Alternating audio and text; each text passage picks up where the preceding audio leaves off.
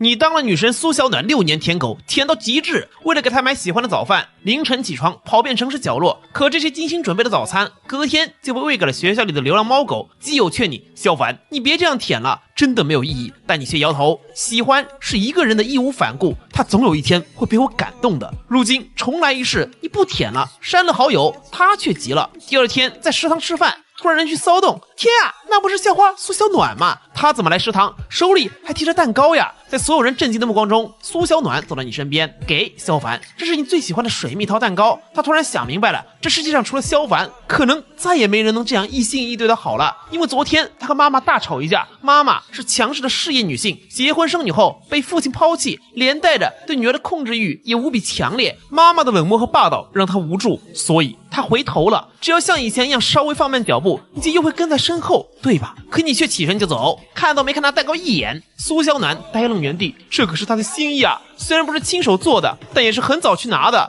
明明他已经放下身段，还主动示好，你为什么不接受呢？就在这时，闺蜜走了过来，小凡，你能不能要点脸？麻烦别再纠缠我们家小暖了。之前还装作不在意，现在还是送蛋糕，真不要脸！可面对这样的质问，你只是笑笑，朝苏小暖开口，连你的好朋友都这么说，咱们还是真别有什么联系了，是吧？转身就走。苏小暖鼻子一酸，你明明以前那么喜欢他，可为什么一下就这样了呢？当初你告白时，他不是说过等大学毕业以后再说谈恋爱的事情吗？痛，太痛了！闺蜜神色激动，这个萧凡真的没毅力。当初说多么喜欢你，你只是简单拒绝几次，他就这样一点考验都经受不起。是他配不上你，可以往都会同意他的苏小暖却一声不吭，他呼吸困难。现在后悔还有用吗？等你回了教室，突然发现桌子上多了一个鸡蛋2个包子，这加起来还不超过2块半，附着张纸条，看见早饭没吃好，刚好多买了点。可你知道这是学霸范雅柔今天的午饭。少女从小出身贫苦，靠着奖学金才勉强在大城市读书。早饭1碗粥，中午鸡蛋菜包，晚上再吃1碗清汤面，每天如此就是她的日常。可怜却又坚强。上辈子你也是后来才知道，范雅柔这么做只是为了高3那年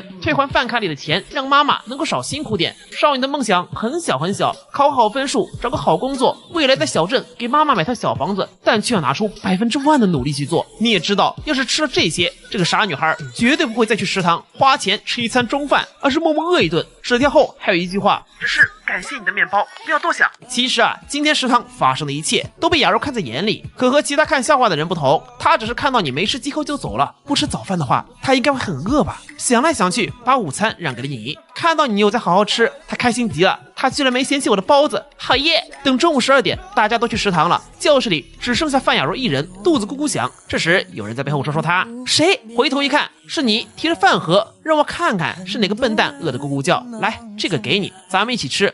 不用了，我吃过了。你却自顾自打开饭盒，你午饭都被我吃了，你拿什么吃？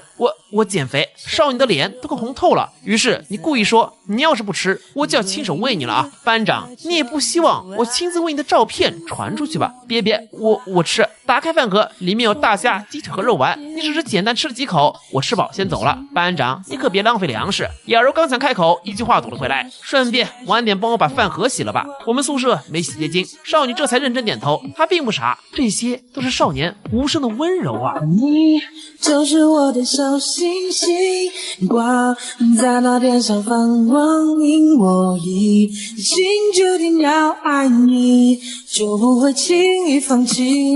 出门后，一到了小卖部，一个少女等候许久，正是苏小暖。怎么了？有事儿吗？这次她头上还别了一个小狗发卡。我是来替雅贤道歉的。她早上说话有点难听，你别生气啊。你却笑了，她犯了错，你道什么歉呢？越过她直接走了。苏小暖喊住你，萧凡，以前我们不懂事，你摇头。不懂事的人是他，而不是你。你比谁都明白，懂得和异性保持距离，懂得不去亏欠别人。而现在你也不是在意我，这是你的占有欲在作祟罢了。苏小暖感觉力气都快被抽空了，明明不是这样的，可少年说的却又没有一句不对。苏小暖现在就是因为发现在意了，为什么明明绕路还要骗自己说坐1辆公交？明明他家离得那么远，在意他为什么删好友？明明自己都主动发消息了，在意他为什么送花给其他女生？明明他的花应该送给自己才对，所以他才会一次次做出反常行为，甚至还特地带上了少年曾经送他的发卡。你也记得这个发卡？当初啊，精挑细选，为了能准时出现在他面前，午饭都没吃，饿着肚子在食堂门口等着。还记得那天太阳很大，因为担心出手汗，还特地在外头包着2张餐巾纸，隔一会儿换一下。看到苏小暖收下礼物后，你心里乐开了花，可离开之前，却看到女生宿舍楼上飞出一个物件，摔在地上。那躺在水泥地上无声哭泣的小狗，你一辈子都忘不了，是不是不小心丢下来的呢？可直到午休铃声响起，也没人来捡。你把发卡挂在了女生宿舍食物招领，但1个月过去了，也没人拿。毕竟这发卡看着真的很廉价，可这样一个廉价品，现在却被苏小暖捡了回来，戴在头上。你叹口气，有些事儿过去就过去了，你让我离你远点，我做到。现在就算是出于礼貌，你也该离我远点。没有的。苏小暖泪珠滚落，可你转身就走。少女没有哭出声，可疼痛已经快把心都撕裂了。闺蜜温雅贤发过来安慰，是不是萧凡那个王八蛋骂你了？你就该听我的，领回这个发卡干嘛？带着这么廉价的发卡，只会让你也跟着廉价。如果是平时，苏小暖还会稍微思考下，然后点头，但这次她咬着嘴唇，才不是。你以前说的都是错的。你说这样的喜欢来的太容易太廉价，你说萧凡这样幼稚懦弱的男生配不上我，你说都要毕业了，让我和他彻底撇清关系，免得他纠缠到大学。可这些明明都是错的。温雅贤也慌了，一直以来他都以苏小暖好友的身份为傲，依靠这个身份同样享受着那些追求者对苏小暖的仰慕，更能肆无忌惮调侃取笑那些男生，甚至可以给小暖提出许多诸如上面的自私意见。可今天那个美梦碎了，小暖，是我说的不对。他突然反应过来了，苏小暖不是不在意萧凡，小暖，你不会是喜欢萧凡吧？苏小暖沉默了，他只知道自己一丁点儿都见不得萧凡冷落他，以后我不会再听你的了，转身就走。等到放学时，下起大雨，小暖淋了一身雨回到门口，看到你开口道：萧凡，我忘记带伞了，你能借我一把吗？小暖知道你有多喜欢他，会担心某天突然下雨他没带伞，包里会一直多放一把。是啊，这样喜欢自己的男孩子，又怎么舍得让自己再淋雨呢？因为自己要是淋雨，你会心疼，而且他准备了这么久，现在终于能满足他了，他一定也会觉得很开心吧。可他在你眼里没有看到一丁点心疼，就好像是他以前面对你的卑微讨好时那般。他慌了，他烦躁了，明明不是这样的，或许应该把台阶再扶低一点。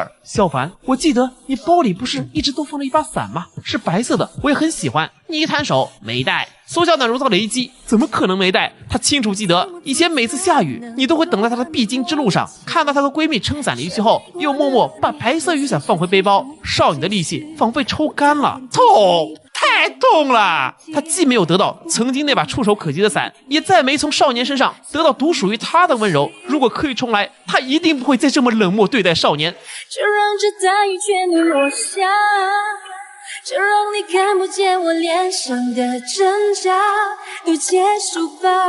说心里话，那个最自私的人是你吗？难过只写在我手机，真的还需要你忘记？